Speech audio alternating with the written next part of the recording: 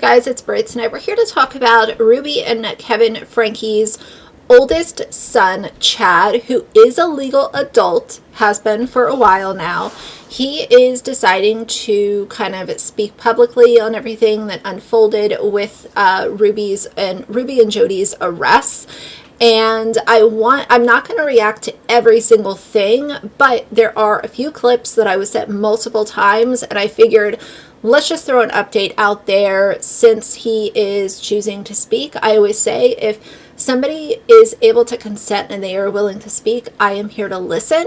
And so, yeah, we're going to go over what is her oldest son having to say during his live streams. So if you're interested, please keep watching.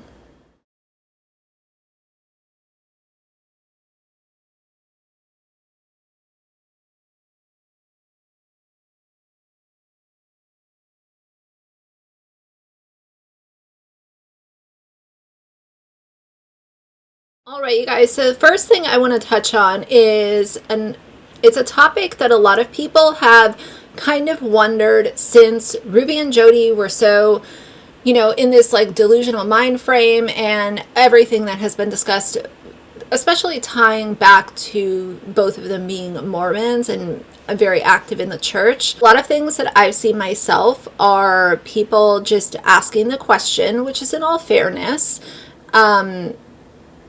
are the adult kids going to stay attached to the Mormon church? Are they going to, like, is this going to be something that kind of causes them to deconstruct being Mormon? What's going to go on with that? And I want to make very clear too, asking a question versus coming straight out and like speculating as to what the end result is going to be are two different things. I've seen both, but I myself, I'm a curious person, and I have thought, I wonder what this might look like. And Chad went ahead and shared that he is still very devout to his faith, and that's just what he's choosing to do right now. Of course, things change, people change, and that could very easily not be the answer that we're seeing in a year or 5 years or whatever. But on Snapchat, the question that he got is, have you ever considered leaving the Mormon church? And he responded and said, of course I think about all options possible. I consider every outcome and have decided I want to live a life following an organization built on faith and hope for a happy eternity, not just live based off what my body wants. So that's his choice. He has said it publicly. And of course, that's his choice. It has no effect on me whatsoever. So I fully respect it. And, talking about your faith is not an easy thing, especially when you grew up under the microscope and your family is going through this extremely public, I don't even want to call it a cancellation. It's so far outside of the 8 Passengers brand being canceled on social media. This has to do with children that are carrying scars with them for the rest of their lives, and a lot of a lot of obvious brainwashing, especially when it comes to the children specifically. And it's just such an unfortunate set of circumstances. I started covering Ruby Frankie back in 2020. I never thought that we would be sitting here today talking about she's in prison, she is a convicted child abuser, actively serving time alongside this deranged therapist. One of the other clips, Chad talks about him kind of having to ease his way back into therapy, and that is because of the manipulation and brainwashing that Jodi Hildebrandt did to him. And that, I couldn't imagine that. You are really in need of mental health help, and you've been traumatized by your prior therapist who is now in prison with your mother for literally almost killing your younger siblings. How can one person process that many feelings at one time? I feel for him, and he has said that current day he is in a better place when it comes to being able to talk to a therapist, but just wow, you know? A viewer asked Chad Frankie what's his favorite distorted thing to do. Here is his answer and his explanation of truth and distortion. That is funny. Distorted thing. I mean, they even thought going to the gym was distorted. Just because there's like girls there that reveal skin. You know? His friend that was gaming with him on the live stream asked him what distorted means. Here is Chad's explanation. Something that Jodi's two biggest words were truth and distortion. And truth was like living in truth, like spiritually moral. And then distortion was like what Satan taught. So anything distorted is like evil and satanic. So she would she would use words for distortion on something really small.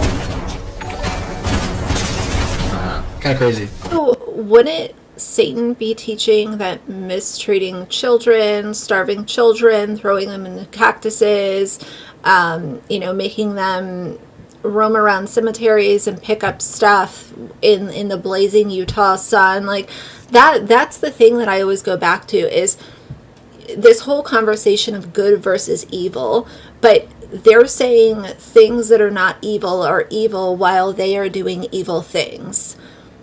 It's really too much for a person like me, who I'm a pretty logical individual when it comes to, just wild nonsense that is said. Like, I know to not believe that. Later at the end of the stream, Chad told his viewers to say truth and distortion in the chat. Okay, guys, before we hop off, can we all get a distortion and truth in the chat? Let's see how many distortions we can get and how many truths we can get, okay? Everyone, 3, 2, 1, distortion, truth. Here, I'll comment it with you. Truth, distortion. Perfect. This is perfect, guys. I love how Jodi claimed these two words, but now I gotta claim these words. This is so funny. Oh, I love this. Everything else put aside, I'm glad that Chad, if his way of coping with things and processing them is by, during the end of a live stream, to have people put truth and distortion in the chat, if that is one of the ways he is going to handle this, I'm glad that he feels comfortable, whether or not, let's just say a year from now, he regrets doing these live streams. I think current day, he's a pretty grounded person based on what I've seen, recently. It's good to see that he is in one piece, at least based on what we're seeing on social media, which is not always completely transparent, but I think that I do think that he's going to end up being okay. I really worry about the youngest kids. That's what I really worry about. Ruby and Kevin Frankie's oldest son, Chad Frankie, recently opened up during a live stream. His viewers asked him about his time at Anastasia. Many people hold negative views towards wilderness camps, but Chad said he enjoyed his time there. Listen to what he had to say about it. Someone's asking what Anastasia was. So Anastasia was this wilderness camp in Arizona. Mainly my mom and Jodi sent me to. When I was 14 years old, and we just hiked miles and miles a day. I was there for about 4 months. It was really difficult, but met lots of people, and I enjoyed it. I learned a lot of skills, so missed some school for it, but. Someone asked him if Anastasia made his character better or worse, and this is what he had to say. I'd say it made my character a lot better. I actually really enjoyed Anastasia, not gonna lie. I don't know if I should have gone. I don't know if that was... Well, I do know. I don't think I should have gone. But while I was there, I enjoyed it, if that makes sense. So. Someone asked him if he would talk about how therapy's going, and this is what he said. It's been great. I honestly had a hard time getting into it at first because honestly, clearly having my last therapist not be in prison, that's kind of, I mean, I had some trust issues there getting back into it, but I love what I do now. It's great. So that's obviously the clip where he also talks about being okay in therapy current day, despite the fact that Jodi was his last therapist and now she is in prison alongside his mother. But when it comes to the Anastasia conversation, 4 months, think about 4 months and how much time that is to a 14-year-old child. I know for me, when I was a kid, like, a week felt like 2 months to me as a kid. Like, time just went by so slowly.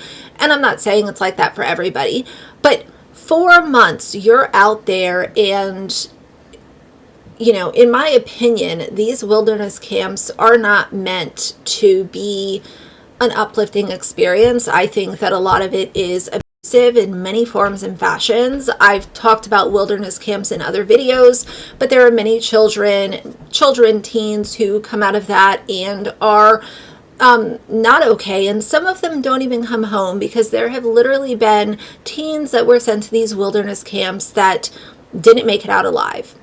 And that's not even touching on SA allegations or, really sketchy stuff that has happened.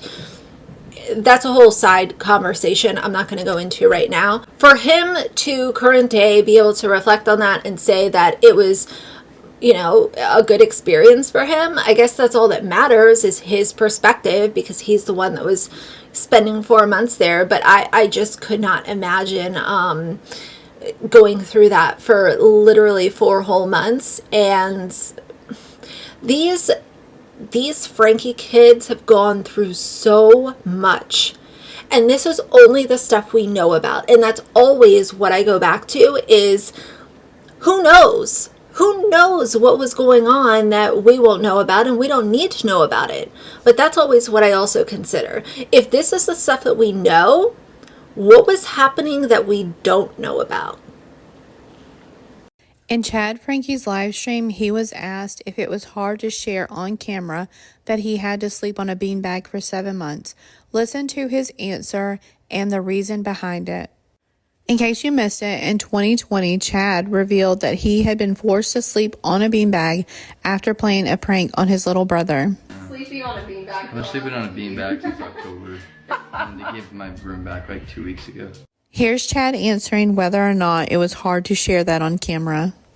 No, because I honestly believe that it was like the right thing. You guys gotta I don't think anyone really understands the brainwash behind it. Everything my mom taught I thought was true up until a couple weeks after the arrest. So that's just how it was, and I think that's how it was for everyone. So he also talked about how it was kind of hard to get back into therapy after Jodi brainwashed him. It was kind of hard to go back into therapy just because my last therapist is now in prison. So I trusted her for like 5 years, and I listened to everything she said. And I was pretty brainwashed. So it's kind of hard to get back into it, but I really enjoy it now. It's great. It's crazy how you got brainwashed. Yeah, I mean, I don't think people realize that it's a real thing. I mean, they didn't sit me down in a chair and do something to my brain, but it was real. It really was.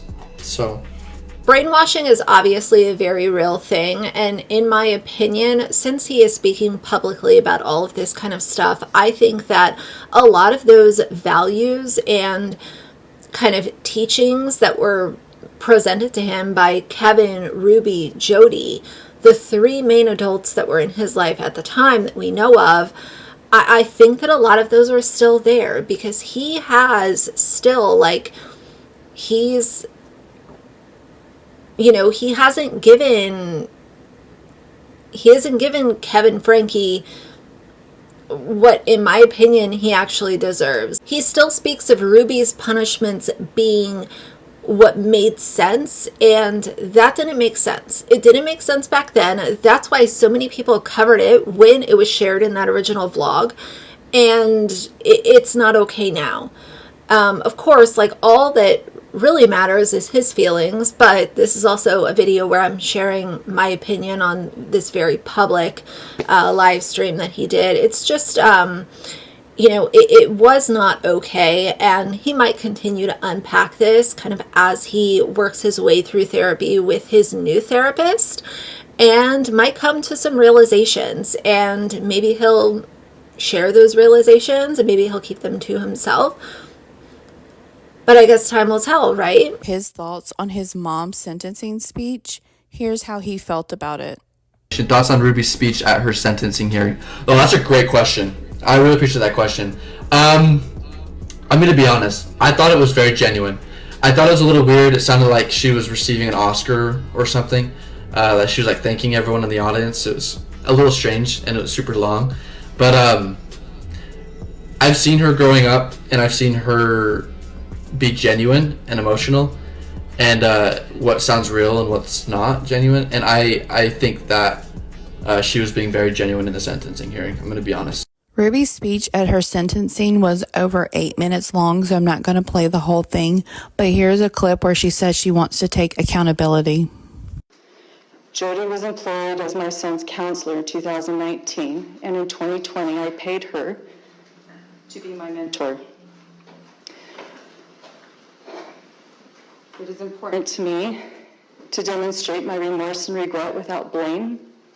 I take full accountability for my choices, and it is my preference that I serve a prison sentence. I know a lot of people did not feel Ruby was genuine in her sentencing speech. Given Chad's thoughts on it, does that change your opinion at all? He recently shared his thoughts on Pam Botcher. If you haven't heard of Pam, she was Jodi and Ruby's friend, as well as the president of Connections. On the day of Ruby and Jodi's arrest, Ruby's middle daughters were at her home scrubbing floors and who knows what else. Here's Chad sharing his thoughts on Pam. Thoughts on Pam? Okay, you know what? I'm going to be completely honest. I am shocked they have not done more investigating on her. She was the president of Connections. And right now she's honestly just like in hiding. If that makes sense. So I don't know if she knew. I'm going to be honest. No idea if she knew. I was like, it's so bad. No idea. But I think they should do a little more investigating on that. That's a great question because I think she's being totally overlooked on everything. Pam was heavily involved in Connections, and she was friends with Ruby and Jodi. So do you think she was aware of what was happening to the youngest children? And if so, why hasn't she been investigated and charged? How do you feel about the pictures that were released? It made me sick to my stomach. Yeah, a lot of opinions changed on that, I'm going to be honest. Does your dad support Ruby? No, he does not. At first, us kids did, including him. But after we learned more details, more and more we realized that we are not in support. So, thank you for the follow. I will pepper, if I find other clips, I'll kind of pepper them throughout. But the general kind of vibe that I got from that is he is still very much processing the things that happened to him under Ruby and under Jodi. I think that there's a lot of realizations that have been made, but I also think that there's a fair amount of justification. There's a fair amount of, well, other family members are okay, but yes, my mom is bad because she's in prison, and Jodi is bad, but other family members are still okay. Like, they're, in my opinion, his literally, like, Ruby's sisters, I don't think that they did enough. And that might be a little bit of 50-50 when it comes to whether or not y'all agree or not, which is fine. But I've had the conversation about Bonnie, and I've had the conversation about Bonnie making content about this entire situation, and I've talked about Julie, and I've talked about, kind of the whole dynamic of them not, in my opinion, not doing enough. As I said, maybe I'm just being dramatic, but I would have broken down doors to make sure that those children were safe, and I don't feel like any of them did that. Do I still talk to my aunts and uncles? Yes, I do. I didn't for a long time, but now I do. Yes. You can't always just rely on CPS to do what you think they should do, because clearly CPS also drop the ball. You don't drop a pamphlet at the front door and then keep it moving. That is not the way that things should operate. There needs to be follow through. There needs to be some sort of resolution. The whole thing is just so tragic to me. The other clip that I want to insert in this video is Ruby and Jodi were one day driving down the highway in Utah, and they had a freeze dryer in the vehicle. Freeze dryer, like the straps broke or something, whatever. Like that part of it, I don't really care about. These two women were literally having fine dining at a Mexican restaurant while they were abusing Ruby's children. They're over here showing off chips and salsa and talking about how stressful of a day they had while they were doing these deplorable, disgusting, awful things to the Frankie children. Over and protected, and everyone else on this freeway has no idea that God just protected them. They have no idea. Right. So we have 2 freeze dryers in the back of the truck, and they're what, probably 200 pounds? Oh, heavy, like huge rock. Yeah. And all of a sudden I'm driving, and I'm not going fast, I'm probably going 65, 70, and all of a sudden Ruby goes, the freeze dryer just just bounced out of the truck. I was watching, I can see straps on the back, and I just kept thinking I need to watch those straps, and I literally watched a strap snap, and then the box goes flying out. I was like, oh, the freeze dryer. Sorry, sir, we didn't want to get out and check. Here it comes. The freeze dryer's in the truck? Still in the back. Oh my gosh, we could have killed someone. I'm so glad. Oh my gosh, the freeze dryer! Okay, yeah, it's in the back of your truck. It's just the box came off. Oh, Top of the box. She goes, the freeze dryer just jumped off the truck! I saw it break and snap and fly. Okay, we need to get more straps on that. Yes. We need to put the box back on to strap down, okay? We were driving on the fastest, or the slow lane over on that, and we slowly made our way over here, and the box is behind us, but it fell, and it was in the safest corner possible. It just landed in the most perfect spot. Yeah. Thanks to your guardian angels. Guardian angels. It took me probably 10 seconds to stop the truck. Yeah. Because I couldn't understand what she was saying. I wasn't computing that we had just lost the freeze dryer in the middle of the freeway. I was like, what?